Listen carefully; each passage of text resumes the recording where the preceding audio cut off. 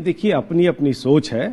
कुछ लोग आधा गिलास पानी भरा है कहते हैं, कुछ लोग आधा गिलास खाली है कहते हैं। तो अपने अपने विचारों की अभिव्यक्ति से आप अपना अपना अर्थ का अनर्थ निकाल सकते हैं। पर सच्चाई यह है कि राहुल जी जो 13 दिन से लगातार बिहार में वोट चोर गद्दी छोड़ यात्रा कर रहे थे, उस यात्रा की लगातार जो सफलता मिल रही थी, और प्रधानमंत्री जी जब विदेशों का भ्रमण कर रहे थे और जब उनको पता चला कि भारतीय जनता पार्टी की स्थिति खराब है, उनके पास कोई मुद्दे थे नहीं। क्योंकि एक तरफ राहुल गांधी जो है वो बेरोजगारों के लिए, युवाओं के लिए, स्टूडेंट्स के लिए, महिलाओं के लिए बात कर रहे थे, और दूसरी तरफ भारतीय जनता पार्टी सिर्फ हिंदू मुसलमान शमशान कब्रिस्तान पे लगी हुई थी। तो वो सारी चीजों को देखने के बाद एक रणनीति के तहत इन्होंने अपने आदमी को वहां प्लांट किया, और जब कार्यक्रम का समापन हो गया, सारे बड़े नेता वहां से चले गए। उसके बाद अगर एक मंद बुद्धि आकर अगर इस तरह के अशोभनीय भाषा, जिसको हमारा सभ्य समाज कभी स्वीकृत नहीं कर सकता है। देखिए, गाली तो गाली होती है, और मां की गाली तो सबसे बड़ी गाली होती है, और वो भी उस देश में जहां हम अपनी इस धरती को भारत मां की संज्ञा देते हैं, वहां पर मां की गाली एक आम आदमी को दी जाए, चाहे हमारे पंत प्रधान को दी जाए, उसके हम बिल्कुल भी पक्ष में नहीं है। हम तो चाहते हैं कि उसको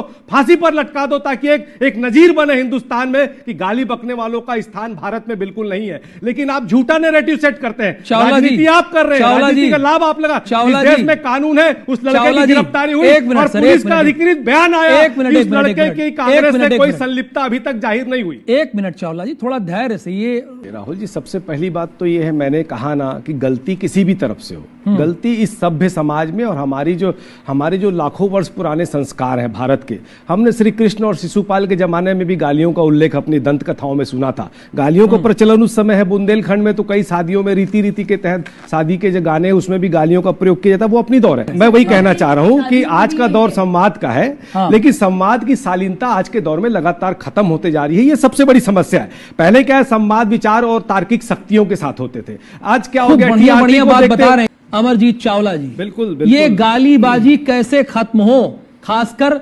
राजनीतिक तौर की बात मैं करूं, दलों की बात करूं तो शब्द संभल कर बोलिए, ये संवाद कह रहे हैं। शब्द संभल कर बोलिए, शब्द के हाथ ना पाओ, एक शब्द औसत करे, एक शब्द करे घाव।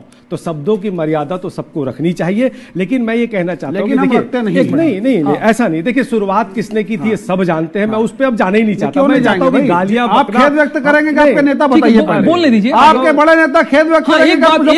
चावला जी प्लीज,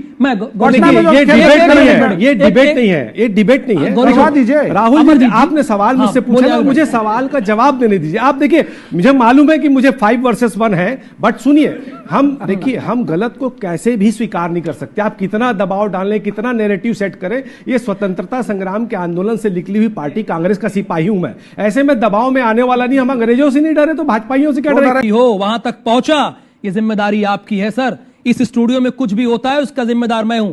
ये दर्शक भी कुछ बोलते हैं, जिम्मेदार मैं हूंगा। वो मंच आपका था। ये संस्कृति और परंपरा कैसे है, आप इसको बताइए।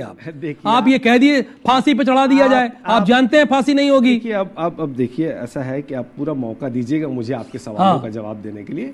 ये मंच आपका है, अभी कार्यक्रम चल रहा है। इस कार्यक्रम के चलते में अगर किसी भी प्रकार की कुछ गलती होती है, उसके लिए आप दोषी होंगे। कार्यक्रम के समापन के बाद जब सब लोग यहाँ से चले जाएंगे और कोई अगर बाहर से मंद बुद्धि आकर यहाँ कुछ कह जाएगा, तो उसकी जिम्मेदारी आईबीसी की नहीं होगी। अगर कोई कार्यक्रम समाप्त हो गया जिस मंच में ना राहुल गांधी उपस्थित है, और सबसे बड़ी बात कि नरेंद्र मोदी को मां की गाली बकने वाले राहुल गांधी नहीं थे, पर राहुल गांधी को मां की गाली बकने वाले नरेंद्र मोदी थे। उस पर किसी मीडिया ने कभी कोई बात नहीं की। अगर इस देश में इतने बड़े पद पर बैठा हुआ आदमी, आम आदमी एक बार गलती करे तो अक्षम्य है, पर मां की गाली के लिए तो मैं आम आदमी को भी माफ नहीं करना चाहता।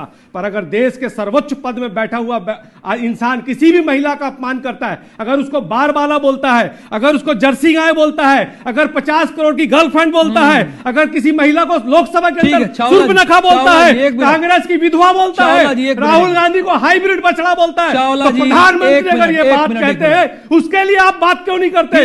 उसके लिए नैरेटिव सेट कर दीजिए, ताकि देश की जनता को, छत्तीसगढ़ की जनता को ये पता चलना चाहिए कि इस देश में पिछले 1 दशक से जो नैरेटिव सेट किया जा रहा है। आप मुझे एक चीज बताइए, सोशल मीडिया में सबसे ज्यादा अगर व्यूवर्स मिलते हैं गालियों पे और न्यूसेंस क्रिएट पे और अश्लील साहित्य पे, तो उसके लिए तो न्यू पीढ़ी को सोचना पड़ेगा ना। पर न्यू पीढ़ी आज अगर प्रेमचंद नहीं पढ़ रही है, गांधी नहीं पढ़ रही है, भारत एक खोज नहीं पढ़ रही है, विवेकानंद नहीं पढ़ रही, भगत सिंह को नहीं पढ़ रही, उसका परिणाम है कि आज